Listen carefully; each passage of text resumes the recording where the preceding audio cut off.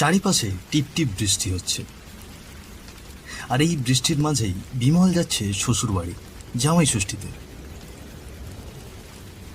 বিমল একজন বেসরকারি প্রতিষ্ঠানের কর্মকর্তা। শ্বশুরবাড়ি যাবে বলেই সকালে ছুটি চেয়েছিলেন, কিন্তু অফিস থেকে ছুটি মেলেনি। দিনভর কাজ শেষে এখন সন্ধ্যা পেরিয়ে গেছে। বিকেলে অফিস ছেড়ে তিনি রওনা দিয়েছেন শ্বশুরবাড়ির উদ্দেশ্যে। তার শ্বশুরবাড়ি কাঁচরাপাড়া চুরুলিয়া নামক একটি গ্রামে, কলকাতা থেকে 64 কিলোমিটার দূরে।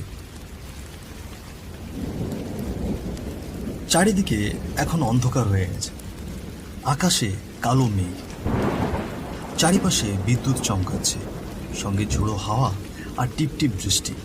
এই দুর্যোগপূর্ণ আবহাওয়ার মধ্যেও ভ্যানওয়ালা ধীরে ধীরে ভ্যান ঠেলে নিয়ে চলেছে গ্রামের পথ ধরে, আর সেই ভ্যানে চুপচাপ বসে আছেন বিমল। কি গো কাকু, ঘাটে পৌঁছতে আর কত সময় লাগবে গো? বৃষ্টিতে যে পুরো ভিজে কাক হয়ে গেলাম। বাবু, এখনো যে অনেকটা পথ বাকি। এই বৃষ্টির জন্য ভ্যান তেমন টেনে নিয়ে যাওয়া যাচ্ছে না। তাও চেষ্টা করছি জোরে টেনে যাওয়ার। এর চেয়ে বেশি চেষ্টা যে আমার দ্বারা হবে না।